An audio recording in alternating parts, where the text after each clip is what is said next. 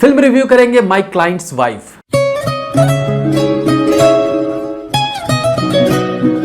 रात अकेली है के बाद एक बार फिर से माय क्लाइंट्स वाइफ के रूप में एक थ्रिलर मिस्ट्री फिल्म रिलीज हुई है, जिसके मिस्टीरियस क्लाइमैक्स को एंड तक सहेज कर रखा गया है। इस तरह की फिल्मों का असली बेस होता है क्लाइमैक्स। शुरू से फिल्म में उतार चढ़ाव तो कहीं टेंशन से भरे सीन के बाद क्लाइमैक्स में पूरी फिल्म का निचोड़ निकाल लिया जाता है। माय क्लाइंट्स वाइफ भी इसी श्रेणी की एक फिल्म है, जो शुरू होने के बाद से ही ऑडियंस को अपने साथ जोड़ लेने में कामयाब रहती है। छत्तीसगढ़ के रायपुर में बेस्ड इस फिल्म में मेनली 3 कैरेक्टर्स हैं, एक हस्बैंड, एक वाइफ और एक हस्बैंड का वकील। इन्हीं तीनों के इर्द गिर्द पूरी फिल्म चलती रहती है। रघुराम यानी अभिमन्यु सिंह को अपनी वाइफ पर जानलेवा हमला करने के जुर्म में गिरफ्तार किया जाता है और उसका वकील इस बारे में उससे पूछताछ करता है। अब वकील बने शरीफ हाशमी यानी मानस वर्मा जब इन्वेस्टिगेशन शुरू करता है तो दोनों पक्षों यानी रघुराम और उसकी वाइफ सिंदूरा सिंह यानी अंजलि पाटिल दोनों से एग्जैक्ट उस दिन की कहानी जानना चाहता है। लेकिन जैसे कि रियल लाइफ में भी होता है कि हर कोई खुद को साफ और नापाक बताता है और अपने सामने वाले को दोषी। यहां भी रघुराम के बयान के हिसाब से उसकी पत्नी गलत थी और सिंदूरा के हिसाब से उसका पति गिल्टी था। इन दोनों की कहानी को फ्लैशबैक में दिखाया जाता है, कभी रघुराम के पॉइंट ऑफ व्यू से तो कभी सिंदूरा के पॉइंट ऑफ व्यू से। यहां इस फ्लैशबैक वाले सीन में गजब का स्क्रीन प्ले देखने को मिलता है, क्योंकि एक ही घटना को जब 2 लोगों के पॉइंट ऑफ व्यू से दिखाया जाता है तो अक्सर बैकग्राउंड में दिख रहे कुछ चीजों में फर्क आ ही जाता है। फॉर एग्जाम्पल, जब सिंदूरा का फ्लैशबैक दिखाया जाता है तो हो सकता था पीछे दीवार में टंगी फोटो दिख जाए, और जब रघुराम का फ्लैशबैक उसी घटना के लिए दिखाया जाए तब वो तस्वीर ना हो या चेंज हो जाए या टेढ़ी मेढ़ी लटकी हो। ये खामियां अक्सर शूट के दौरान निकल आती हैं, लेकिन यहां आपको ढूंढने से भी इस तरह की गलती नहीं मिल पाएगी। इस तरह के सीन्स में दूसरी जो सबसे इंपॉर्टेंट चीज होती है वो है टाइमिंग। जब एक ही घटना को 2 अलग अलग एंगल से दिखाया जाए तो टाइमिंग बेहद जरूरी है। जब हस्बैंड ने घटना सुनाई तब उस सीन में कितनी देर नॉक करने के बाद वाइफ ने दरवाजा खोला, और जब वाइफ द्वारा कही गई कहानी के फ्लैशबैक में उसने डोरबेल बजाई तो वाइफ ने कितना समय लेते हुए डोर ओपन किया, ये मेल खानी चाहिए। इस तरह की सिचुएशन हमें इससे पहले सिद्धार्थ मल्होत्रा और सोनाक्षी सिन्हा की फिल्म इत्तेफाक में देखने को मिला था। डोंट वरी, ये सब आप ट्रेलर में देख चुके होंगे, क्योंकि इस फिल्म का क्लाइमैक्स ही फिल्म का असली हथियार है, जिसे डिस्क्लोज नहीं किया जाना चाहिए अनलेस कि आप खुद पूरी फिल्म देख रहे हो। फिल्म में कई सारे इंटेंस सीन देखने को मिलते हैं।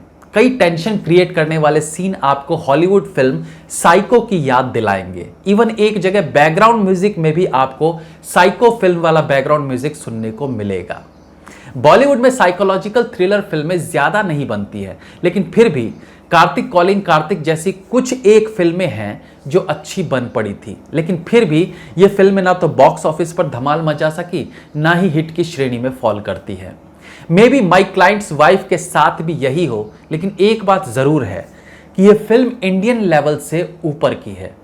इस तरह की फिल्में बनाना रिस्क से भरा होता है, क्योंकि अभी तक ऑडियंस इस तरह की साइकोलॉजिकल थ्रिलर फिल्मों के आदी नहीं हुए हैं। यह फिल्म कुछ बेहतरीन हॉलीवुड फिल्मों को महसूस कराती है, जैसे शटर आइलैंड या साइको। हमारे देश में अभी भी ज्यादातर लोगों को कहानी में तेजी चाहिए होती है। जहां कहीं कहानी थोड़ी स्लो होती है वो ऊबने लगते हैं, जबकि कई ऐसे सीन्स होते हैं जहां कहानी में इस तरह का ठहराव जरूरी होता है और उसके लिए पेशेंस की जरूरत होती है।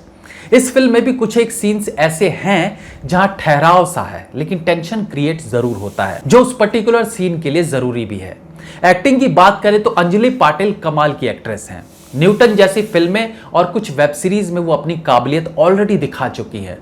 यहां भी थ्रिलर मोमेंट्स जितने भी हैं वहां वो कमाल लगी हैं। उनके फेस एक्सप्रेशंस एकदम सीन को जस्टिफाई करते हैं। हाँ, एक माइनस पॉइंट जरूर है कि कुछ एक ऐसे सीन्स थे जहां थोड़ी हॉटनेस दिखानी थी, मतलब कि सीड्यूसिंग सीन्स में अभी भी वो कमजोर नजर आती हैं, जो फिल्म की एक बेहद डिमांड थी। शरीफ हाशमी एक लॉयर की भूमिका में अपने रोल को बहुत अच्छा निभा गए हैं। अगेन फ्लैट फेस एक्सप्रेशंस के साथ उनका इन्वेस्टिगेशन देखने में अच्छा लगता है और ये फ्लैट फेस जरूरी था, वो आपको फिल्म के क्लाइमेक्स में पता चलेगा। अभिमन्यु सिंह जहां कहीं भी दिखे हैं कहानी को एक नए मोड़ पर ले जाते हैं, वो भी अपने रोल को पूरी तरह से जस्टिफाई करते हैं। स्क्रीन प्ले की बात करें तो कुछ एक जगह वाकई में स्क्रीन प्ले स्लो है, जिसकी वजह से थोड़ा सा इरिटेशन जरूर होता है। ओपनिंग सीन में जहां एक एम्बुलेंस को ले जाते दिखाया जाता है, जिस पर फिल्म के क्रेडिट्स दिखाए जाते हैं, वो थोड़ा शॉर्ट होना चाहिए था। अगर क्रेडिट्स का टाइम पीरियड ज्यादा था तो एम्बुलेंस के हॉस्पिटल पहुंचने के बाद के कुछ सीन्स उसमें ऐड किए जा सकते थे, लेकिन टॉप एंगल, साइड एंगल, कई सारे एंगल से केवल एम्बुलेंस को जाता दिखाना थोड़ा इरिटेटिंग जरूर लगता है। बाकी फिल्म के बीच में जंगल के बीच से कार के कुछ ड्रोन शॉट्स देखने में खूबसूरत लगते हैं। कुल मिला के ये एक परफेक्ट साइकोलॉजिकल थ्रिलर फिल्म है जो आपको पूरी फिल्म में बांधे रखेगी और क्लाइमैक्स में तो ऑलमोस्ट जकड़ लेगी। फिल्म का बैकग्राउंड म्यूजिक मिला जुला है और भी सुधार किया जा सकता था। इंटेंस सीन के लिए कुछ नया एक्सपेरिमेंट हो सकता था, बट स्टिल आपको इतना बुरा भी नहीं लगेगा। वल्गर सीन्स फिल्म में है नहीं, हालांकि इसमें कुछ हॉट सीन्स की गुंजाइश थी, बट डायरेक्टर का फोकस फिल्म की कहानी पर था, इन सेड्यूसिंग सीन्स पर नहीं। इसलिए ये एक फैमिली फिल्म है जिसे आप सबके साथ बैठकर देख सकते हैं। फिल्म के क्लाइमैक्स में बहुत से सवाल, बहुत से उलझने आपके दिमाग में रहेंगी, जिसे बड़े अच्छे तरीके से सामने रखा गया है और सारी उलझने आपकी लास्ट में सॉल्व हो जाएंगी। ऑलमोस्ट हर सवाल का जवाब आपको फिल्म के क्लाइमैक्स में मिल जाता है। मेरी तरफ से फिल्म को 4 stars. Have a nice day.